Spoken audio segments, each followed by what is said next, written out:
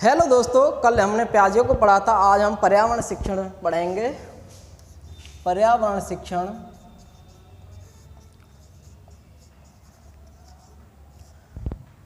EVS pedagogy.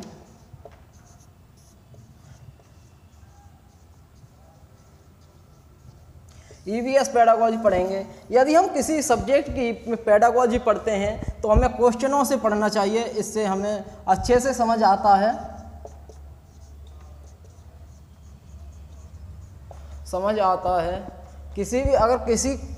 किसी भी subject को हम क्वेश्चन के साथ पढ़ेंगे तो हम जल्दी समझेंगे, जल्दी सीखेंगे, उसकी महत्वता को जल्दी समझेंगे। इसीलिए हम किसी भी पेडागोजी को जब पढ़ते हैं तो क्वेश्चनों के साथ पढ़ते हैं। आइए शुरू करते हैं एक क्वेश्चन से।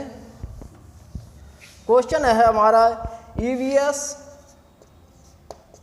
ईवीएस में किसी अच्छे गृह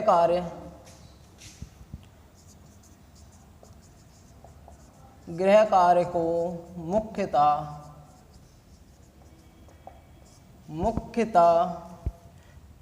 किस पर केंद्रित या निर्भर होना चाहिए। हमारा जो गृह कार्य दिया जाता है वो किस पर निर्भर होना चाहिए, कैसा होना चाहिए, सुगम होना चाहिए, अच्छा होना चाहिए, पुनरावृत्ति वाला नहीं होना चाहिए, दोहराने वाला,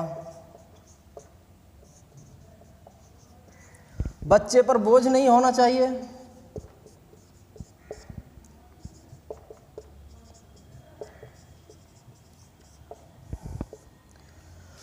बच्चे को किसी दबाव में नहीं देना चाहिए, बच्चे के ऊपर दबाव पड़े या वो समय का दुरुपयोग करता है इसलिए दिया जाए, गृह पर खेले नहीं, कूदे नहीं इसलिए गृह कार्य दिया जाता है, ऐसा कुछ नहीं है। आइए हम ऑप्शन से पढ़ते हैं कि गृह कार्य क्यों देना चाहिए। बच्चे के ऊपर किसी भी प्रकार का दबाव नहीं होना चाहिए, ऐसा गृह कार्य हो। पहला है पुनरावृत्ति।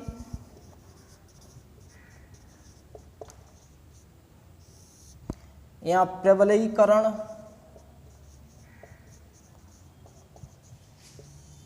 दूसरा ऑप्शन है मास्टरी लर्निंग।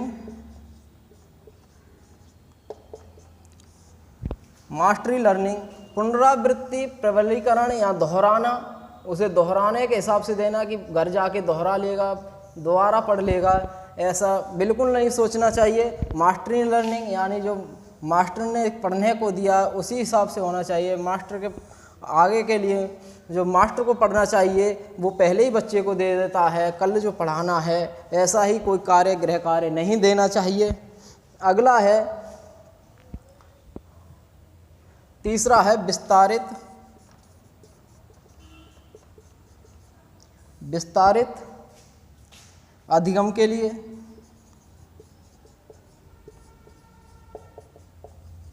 विस्तारित अधिगम के लिए चुनौतियों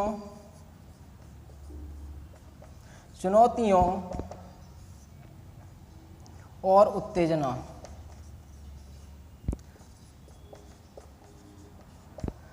उत्तेजना का मतलब होता है प्रेरणा या अभिप्रेरणा। विस्तारित या फैला हुआ अधिगम के लिए जो विस्तारित अधिगम है उनके लिए चुनौतियों और उत्तेजना। हमारा पाठ्यक्रम कैसा होना चाहिए? चुनौतीपूर्ण होना चाहिए, प्रेरणादायक होना चाहिए, बहुत अच्छा हो, उत्तेजना लायक होना चाहिए। विस्तारित अधिगम हो, चुनौतीपूर्ण अधिगम हो। चुनौतियों से निपटने के लिए गृह कार्य दिया जाता है। उत्तेजना यानी प्रेरणा मिले उस गृह कार्य से, ऐसा गृह कार्य दिया जाता है। अगला ऑप्शन है समय सदुपयोग।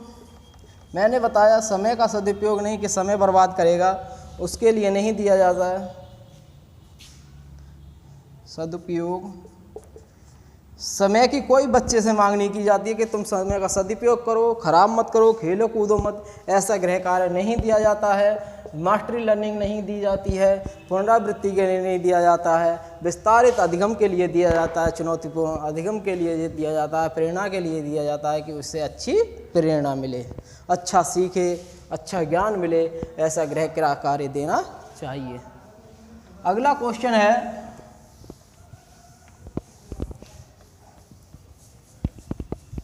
अगला क्वेश्चन है प्राथमिक स्तर की अच्छी प्राथमिक स्तर की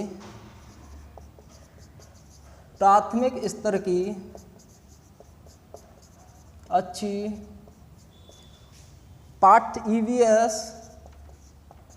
ईवीएस पाठ्यचर्या में होना चाहिए।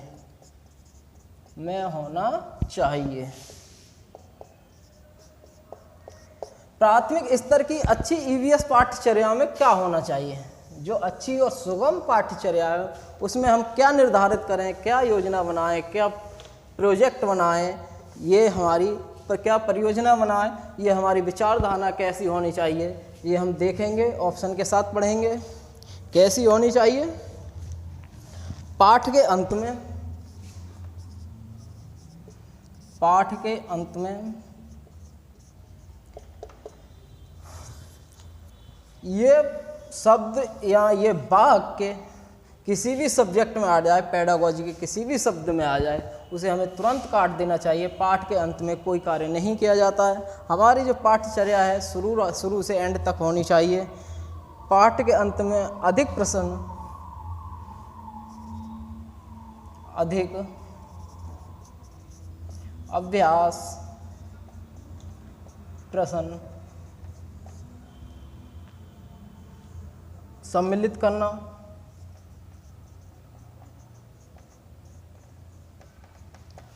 पाठ के अंत में अधिक, बहुत कम, बहुत अधिक ऐसी चीज़ें आ जाएं तो हमें काट देना चाहिए। प्रश्न होने चाहिए, प्रश्न पूछने चाहिए, लेकिन बहुत अधिक अभ्यास के लिए नहीं।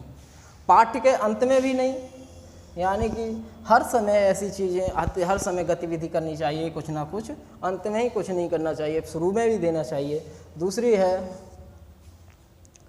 अपने आसपास को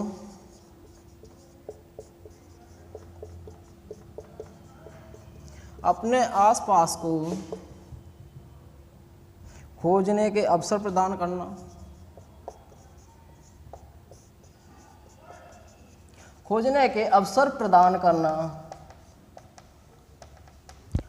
अपने जो आसपास की चीज़ें हैं, व्यवहारिक वस्तुएं हैं, वास्तविक जीवन से जोड़ना है, ऐसी चीज़ों को अवसर देना चाहिए। ऐसी चीज़ें खोजने के लिए कि तुम्हारे घर के पास क्या है, तुम्हारे पेड़ पौधों पर क्या आ रहा है, तुम्हारे पेड़ पौधा क्या है, तुम्हारे यहाँ क्या खाना बना है, इसके यहाँ क्या खाना बना है, ऐसे खोजने के लिए अवसर प्रदान करना चाहिए। बच्चों को अधिक से अधिक ऐसे अवसर प्रदान करें जिससे अपना खोजने और निर्माण का उन्हें स्वभाव प्रदान हो, वो अपसारी चिंतन हो, सृजनात्मक हो, तरह तरह की बातें सीखें, तरह तरह की बातें खोजें। अगला ऑप्शन है संकल्पनाओं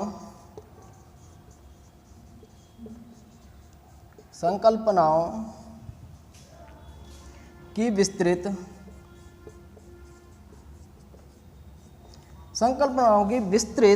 व्याख्या पर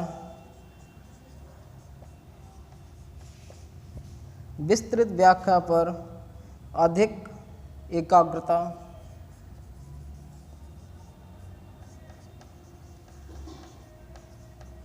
पाठ्यक्रम में किसी एकाग्रता पर ध्यान नहीं देना होगा हमें।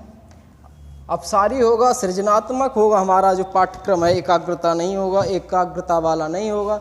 एक में से ही अलग अलग चीज़ें खोजने पर होगा, नई नई चीज़ें खोजने पर होगा, अलग अलग तरीके से सीखने पर होगा, व्याख्या पर नहीं होगा। जो पर्यावरण का पेडागोजी है वो व्याख्या पर बिल्कुल भी ध्यान नहीं देता है, व्याख्या जैसी चीज़ आती ही नहीं है। विस्तृत अच्छा शब्द है, संकल्पना अच्छा शब्द है, लेकिन व्याख्या और एकाग्रता पर अधिक ध्यान दे रहा है। अगला ऑप्शन है पदों की यथार्थ की परिभाषा, पदार्थों की यथार्थ जो पदार्थ हैं उनकी यथार्थ उचित या जैसा है वैसी ही परिभाषा। परिभाषा जैसा शब्द किसी भी पेडागोजी में आ जाए, हिंदी संस्कृत किसी में भी आ जाए, उसे काट देना चाहिए। ये नेगेटिव होता है। परिभाषा पर अधिक बल देना, पर अधिक बल देना।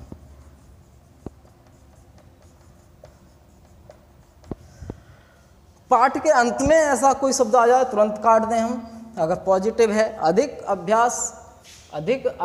अभ्यास प्रश्न देना, अधिक प्रश्न अभ्यास के लिए प्रश्न देना, ऐसी चीज़ें भी काट देनी चाहिए। अपने आसपास की चीज़ों को खोजने, व्यवहारिक चीज़ें खोजने पर वास्तविक जीवन से अगर मिला जुला कर हम पढ़ाएंगे, वास्तविक जीवन से मिल के पढ़ाएंगे, उन्हें समझाएंगे कि बच्चे के जो पास में गली बनी हुई है वो कैसी है, नाली बनी हुई है उसमें वो कैसी है, तो बच्चा जल्दी सीख जाएगा। जो नदी है उसमें क्या क्या है, उसके आसपास कैसे पौधे हैं, जल्दी सीख जाएगा। संकल्पनाओं को, उसकी जो संकल्पना है यानी कि जो बच्चे के अंदर जो जुड़ी हुई हैं स्कीमा में जो भरी हुई हैं, उन्हें विस्तृत व्याख्या करके, ऐसी व्याख्या नहीं करनी है हमें, ओनली उन्हें स्वयं करके खोजने पर, स्वयं करके सीखने पर उन्हें अवसर देना चाहिए। पदार्थों की परिभाषा बिल्कुल गलत है, इसलिए इसका आंसर होगा सेकंड, अपने आसपास के खोजने के अवसर प्रदान करना। जो आसपास चीज़ें हैं उनको खोजने पर अवसर प्रदान करें। अगला प्रश्न है, अगला प्रश्न है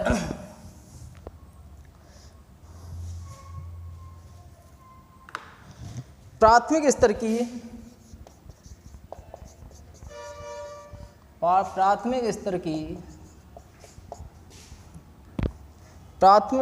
की ईवीएस पाठ्य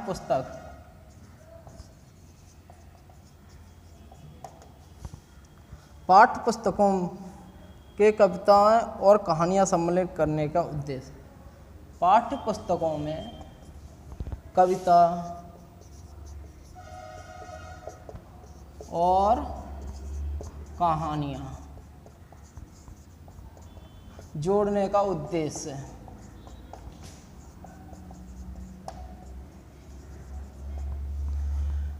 क्वेश्चन है, प्राथमिक स्तर पर ईवीएस पाठ्यपुस्तकों में कविताएं और कहानियों को जोड़ने का जो मुख्य उद्देश्य है वो क्या है? बच्चों में अपसारी चिंतन बढ़े,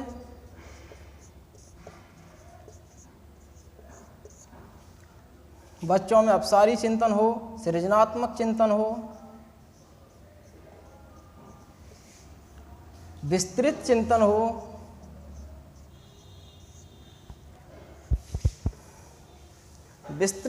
हो, और अपने सामाजिक क्रियाकलाप से जुड़े, अपने व्यवहारिक जीवन से जुड़े ऐसी चीज़ों को हमें रुचि विकसित करता है। आइए पढ़ते हैं।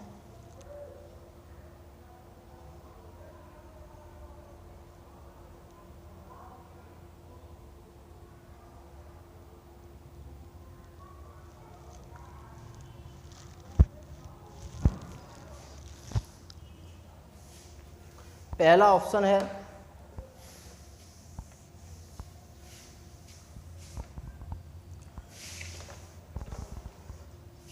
ऑप्शन है पाठ्य पुस्तकों को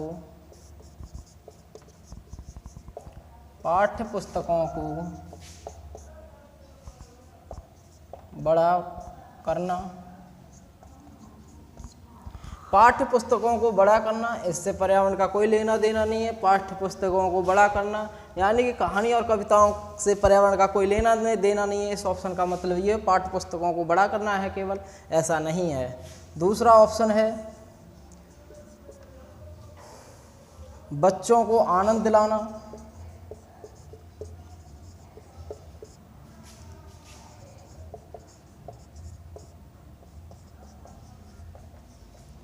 केवल आनंद लाने के लिए भी नहीं है, बच्चों को सिखाने के लिए भी है, बच्चों को व्यवहार समाज से जोड़ने के लिए भी कविताएं और पाठ्य पुस्तक का ज्ञान होना चाहिए। अगला थर्ड ऑप्शन है बच्चे में चिंतन विकसित हो। विकसित एवं समाज से जोड़ना,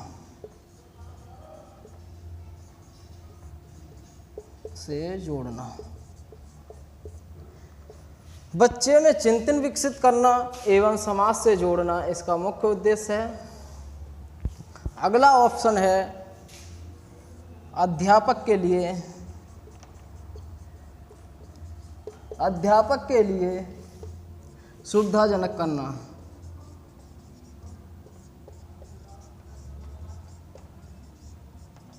मतलब अध्यापक का कभी कभी मन नहीं लगता, उसके लिए सुविधा देना इस कहानी कविताओं का उद्देश्य है। ऐसा कुछ नहीं है, बच्चे में चिंतन विकसित करना, कैसा सृजनात्मक चिंतन विकसित करना, कल्पनात्मक चिंतन विकसित करना, और जो चीज़ें हैं हमारी धरोहर हैं उनके लिए चिंतन करना, ऐसी चीज़ों के लिए कविता और कहानी जोड़ा गया है। पाठ्यक्रम का जो भाग है, कविता कहानी भी एक भाग है पाठ्य पुस्तक में, पर्यावरण में कविता और कहानी को भी जोड़ा गया, कक्षा 3 के बाद जोड़ा गया है। आइए, रुचिकर बनाना, समाज से जोड़ने के लिए, चिंतन करने के लिए और रुचिकर बनाने के लिए पर्यावरण को जोड़ा गया है। अगला क्वेश्चन है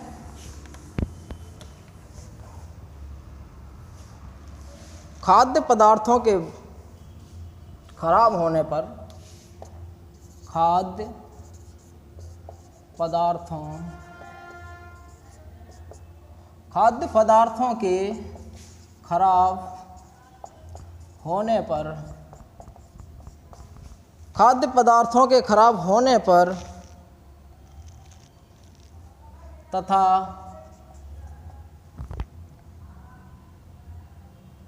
अपव्यय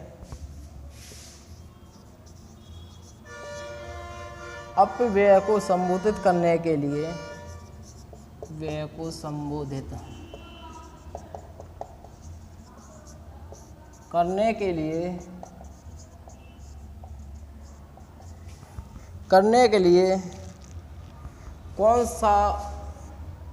कौन सा सुझाव उपयुक्त है? सुझाव उपयुक्त है।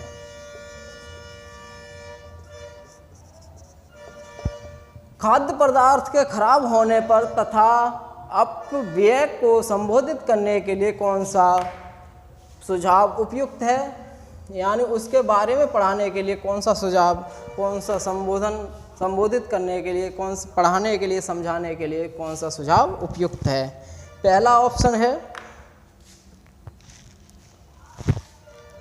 परिवार के अनुभवों एवं पारस्परिक क्रियाओं को खाद्य परीक्षण से,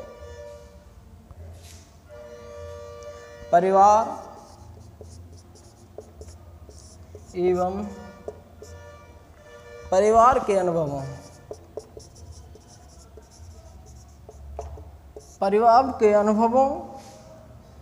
एवं पारस्परिक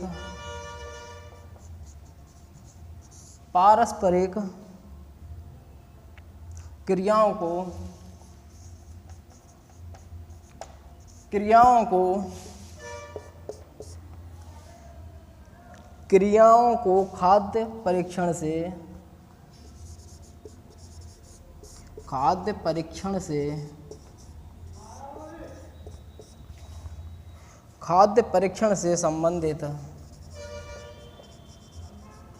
खाद्य परीक्षण से संबंधित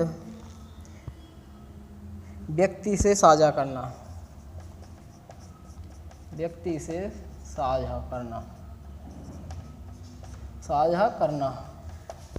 परिवार के अनुभवों एवं पारस्परिक क्रियाओं को खाद्य परीक्षण से, खाद्यों का जो खाद्य है उनका परीक्षण से संबंधित व्यक्ति से साझा करना। पहले परिवार के अनुभव ले, पारस्परिक क्रियाएं ले और खाद्य परीक्षण को जो परीक्षण किया है, टेस्ट किया है, जैसे कोई ख़राब हो गया है, 1 दिन पुराना है, उसमें बदबू आ रही है या फिर कोई महक आ रही है, तो उसे साझा करेंगे व्यक्ति से। संबोधित करना कैसे उपयुक्त सुझाव होगा। अगला ऑप्शन है इस विषय पर श्रव्य दृश्य,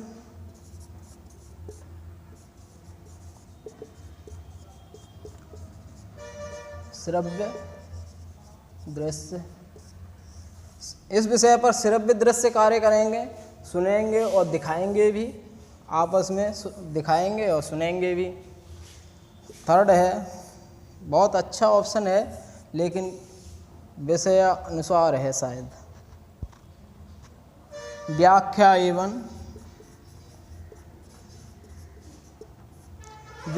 एवं विचार विमर्श। मैंने पहले बताया व्याख्या आ जाए तो काट देना चाहिए, विचार विमर्श सही है। फोर्थ ऑप्शन है सोच, बिल्कुल सही, सोचेंगे लेकिन स्याही का उपयोग नहीं करेंगे ऐसी चीज़ों पर। स्वयं करके देखेंगे, जोड़ा एवं साझा। कुछ खास नहीं है, सोचेंगे, स्याही का उपयोग करेंगे, जोड़ा बनाएंगे और साझा करेंगे। इस विषय पर श्रव्य दृश्य सामग्री दिखाएंगे, व्याख्या एवं विचार विमर्श करेंगे, व्याख्या करेंगे। व्याख्या बिल्कुल गलत है पर्यावरण में, हमें करके सीखना चाहिए, बच्चे को करके सिखाना चाहिए, प्रयोग करके सिखाना चाहिए ऐसी चीज़ें, यानी अनुभव द्वारा परिवारों के अनुभव लेंगे, पारस्परिक क्रियाएं करेंगे, आपस में जो क्रियाएं करेंगे खाद्य परीक्षण से संबंधित व्यक्ति से साझा करेंगे, दूसरे व्यक्तियों से साझा करेंगे। ये ऑप्शन बिल्कुल सही है पहला। इसी प्रकार अगला क्वेश्चन है,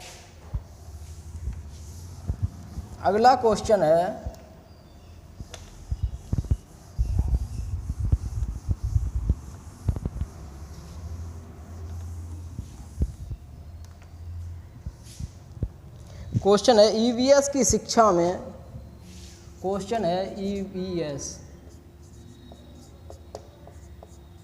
ईवीएस की शिक्षा में रचनात्मक की बात करें तो हमें प्याजे और वाइगोत्स्की की ध्यान में आना चाहिए। प्याजे का जो संज्ञानात्मक है वो रचनात्मक है, प्याजे जो रचना करते हैं, जिन प्याजे की जो सिद्धांत है वो रचनात्मक संज्ञानात्मक सिद्धांत से है, और वाइगोत्स्की को समाज से रचना की जाती है, और वो खुद यानी स्वयं करके सीखता है प्याजे से, और समाज से सीखता है, रचना करता है वो वाइगोत्स्की। अब देखते हैं हम आगे रचनात्मक मूल्यांकन। कोई भी क्वेश्चन हो, ऐसी चीज़ें आ जाएं तो हमें तुरंत देखना चाहिए क्या आ रहा है, प्याजे या वाइगोत्स्की। रचनात्मक मूल्यांकन का मूल्यांकन का संचालन करने का सबसे उपयुक्त उद्देश्य,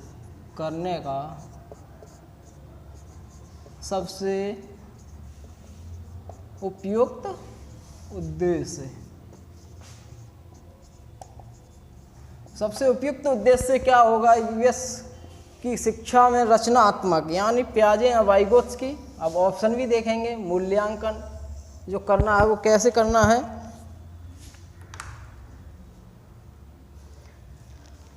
विद्यार्थियों की, पहला है विद्यार्थियों की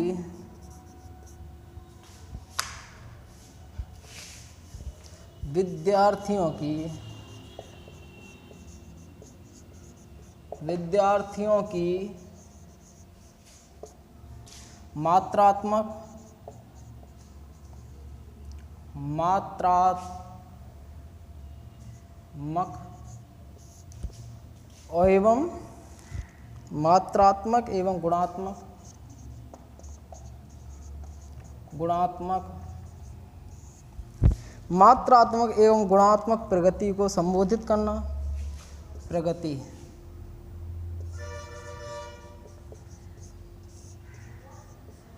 प्रगति को संबोधित करना।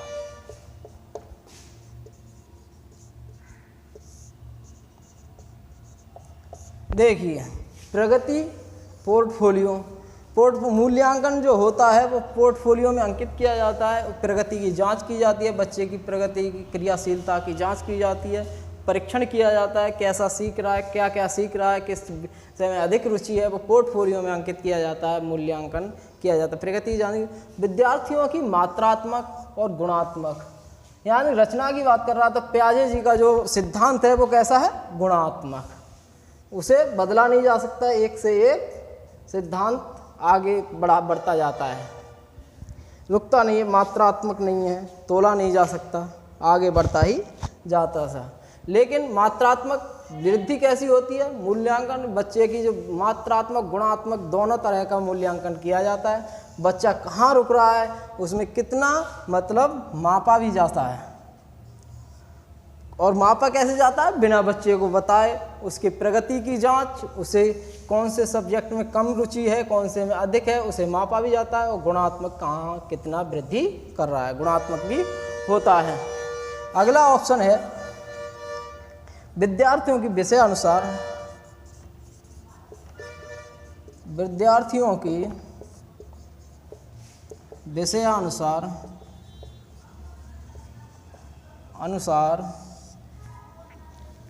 प्रगति का आकलन करना। केवल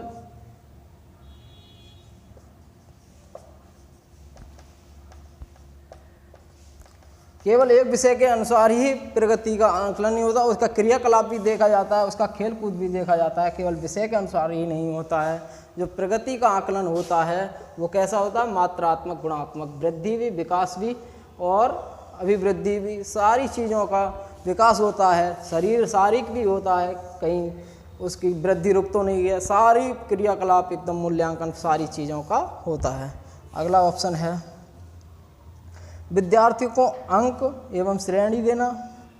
जहाँ अंक और श्रेणी आ जाए उसे तुरंत काट देना चाहिए, ना कि उसे अच्छा समझना चाहिए। अंकों और श्रेणियों के लिए मूल्यांकन नहीं किया जाता है, उसके शारीरिक एवं मानसिक वृद्धि के लिए मूल्यांकन किया जाता है। शारीरिक यानी मात्रात्मक, बुद्धि यानी गुणात्मक।